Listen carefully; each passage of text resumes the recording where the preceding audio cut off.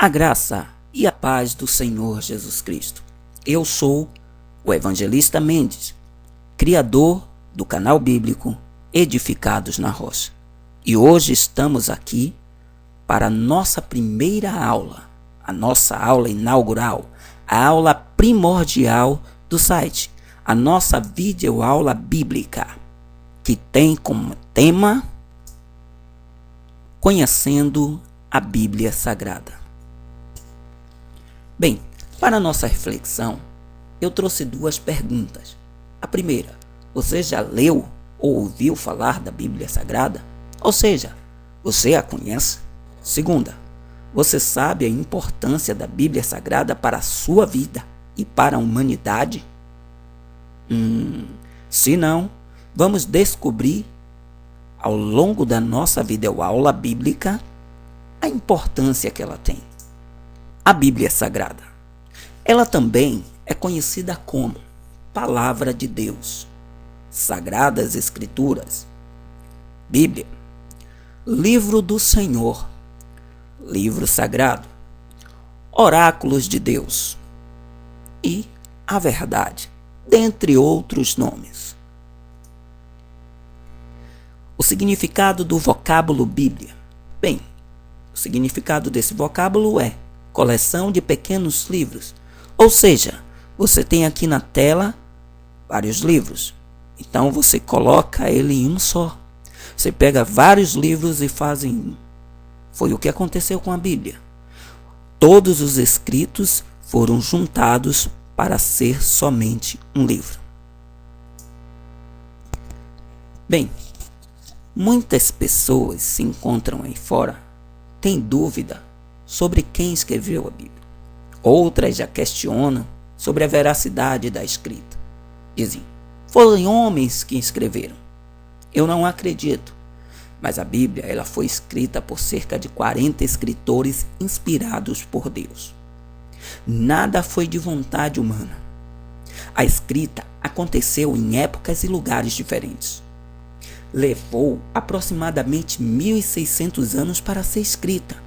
E foi escrita em hebraico, aramaico e grego. E a comprovação da própria Bíblia traz um versículo que fala sobre a veracidade da inspiração divina. Ela diz: toda a escritura é divinamente inspirada e proveitosa para ensinar, para repreender, para corrigir, para instruir em justiça. Esse é um trecho da segunda carta do apóstolo Paulo a Timóteo, está no capítulo 3, no versículo 16. Os primeiros materiais utilizados para a escrita.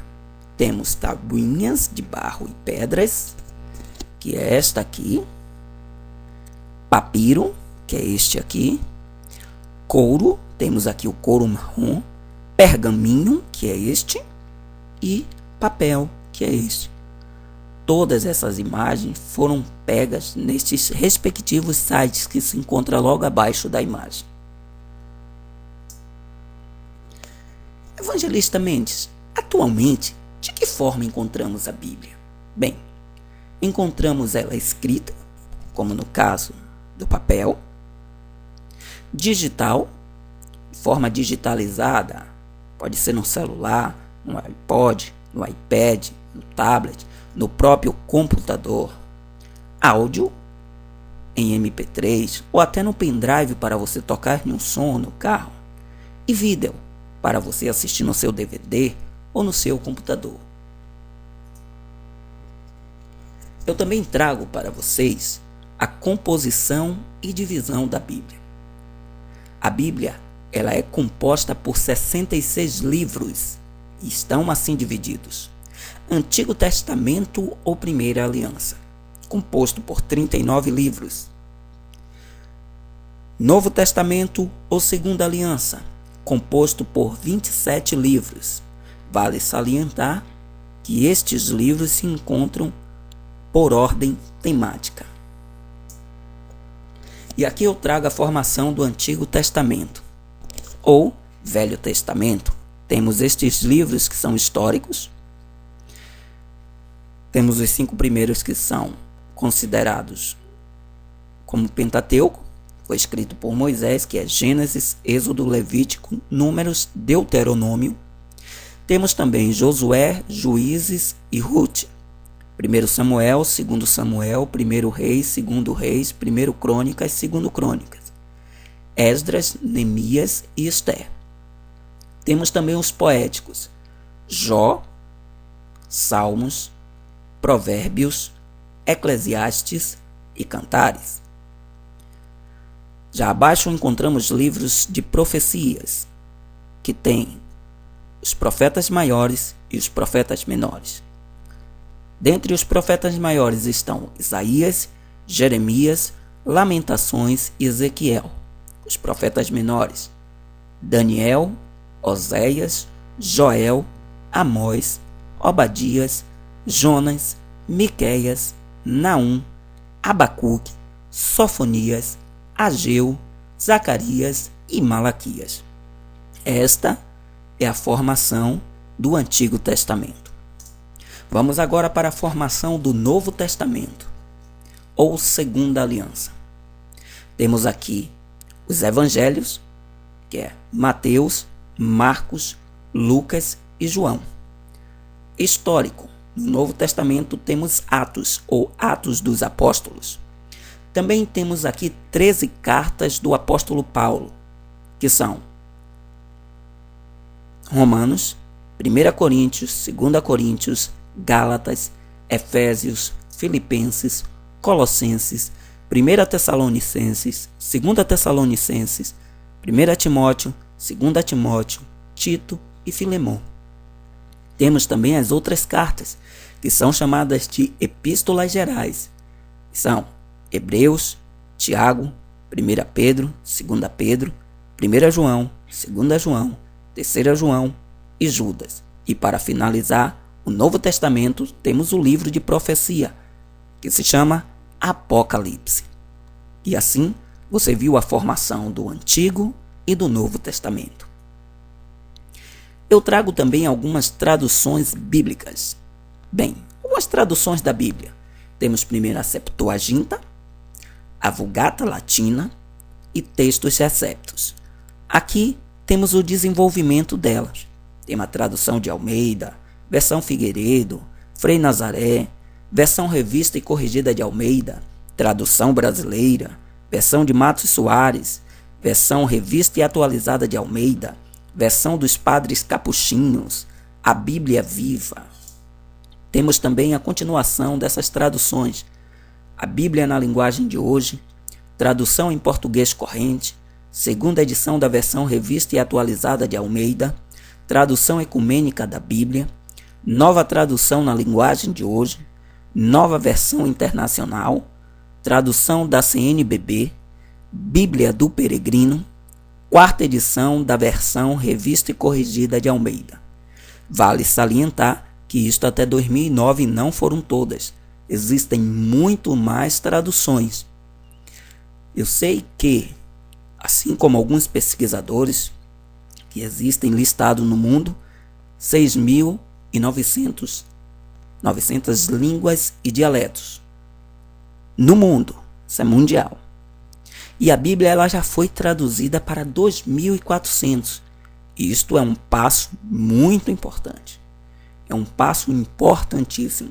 Temos um pouco acima de 1/3 das traduções.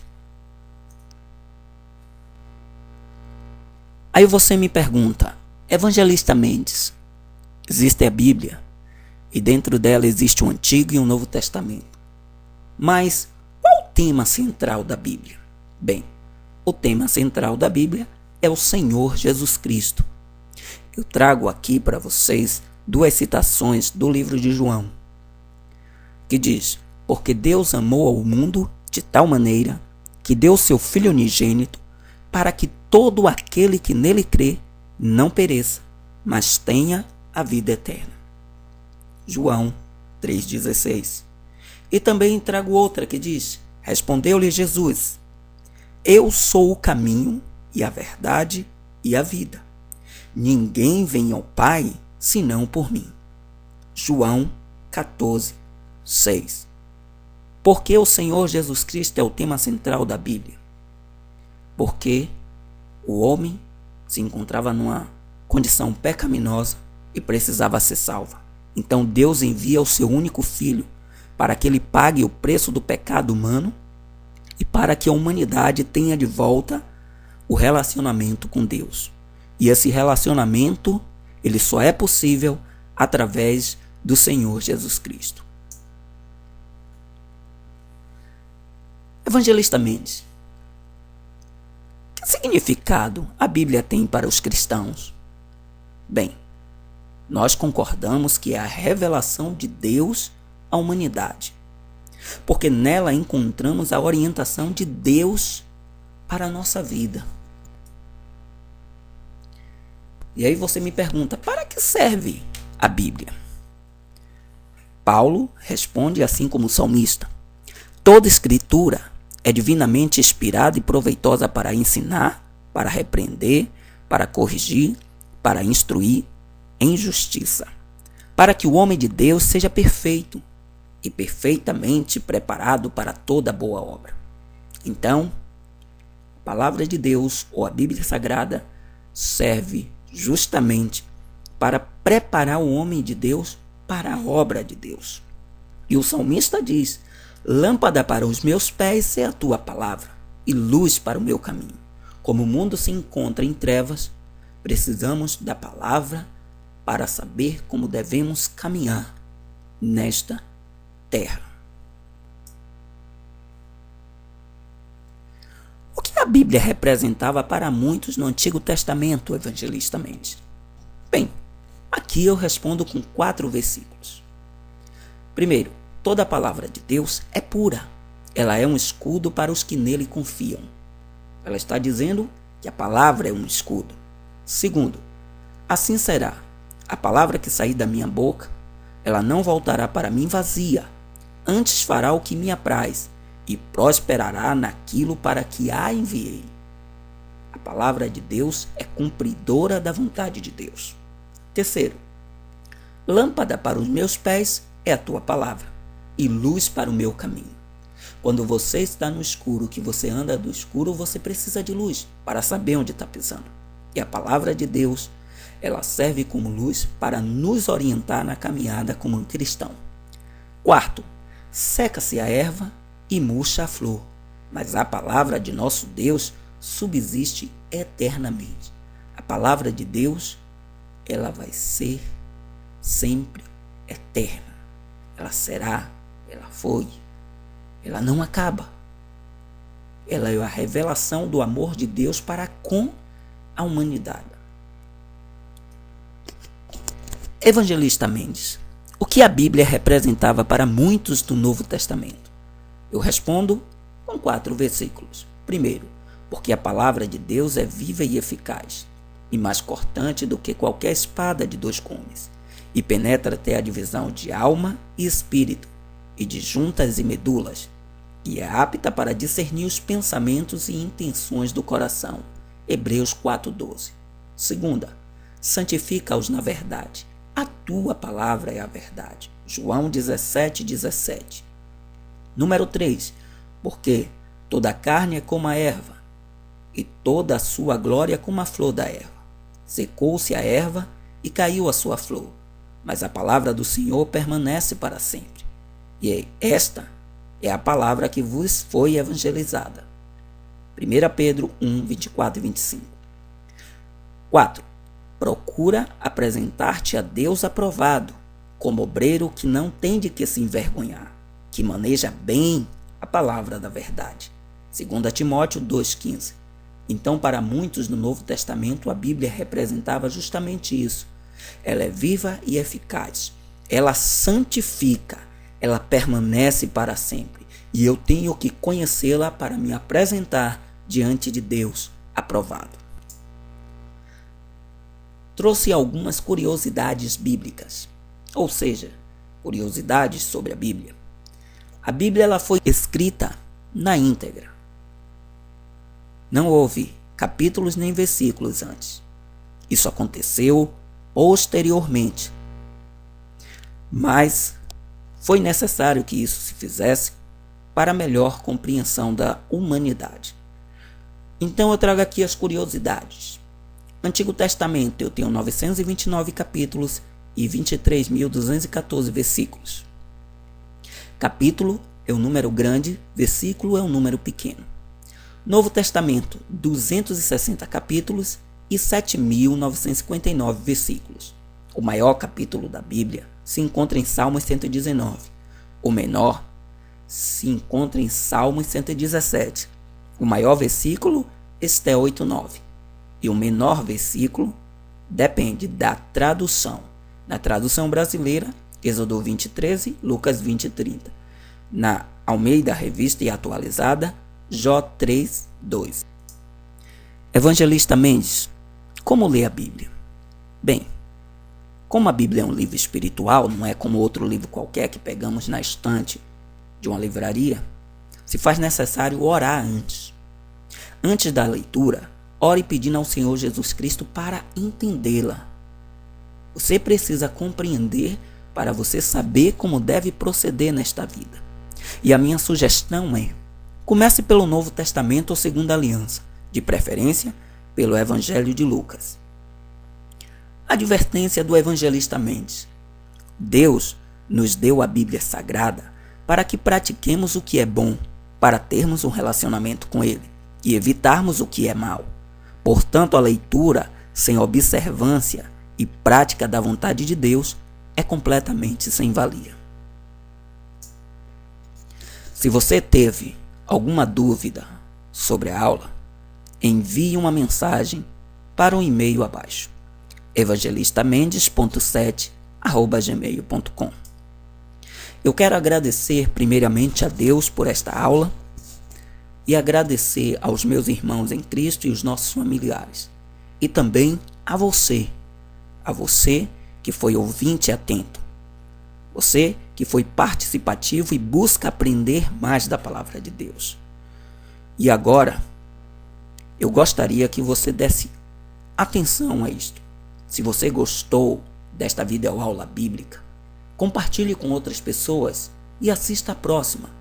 E não se esqueça de se inscrever no meu canal no YouTube, www.youtube.com/user/edificados na rocha. Agora, meu amado e minha amada, o evangelista Mendes despedirá você com a bênção sacerdotal. O Senhor te abençoe e te guarde. O Senhor faça resplandecer o seu rosto sobre ti e tenha misericórdia de ti. O Senhor levante sobre ti o seu rosto e te dê a paz. Canal Edificados na Rocha, o canal para a sua aprendizagem bíblica. Aqui vai um abraço do evangelista Mendes. Deus abençoe.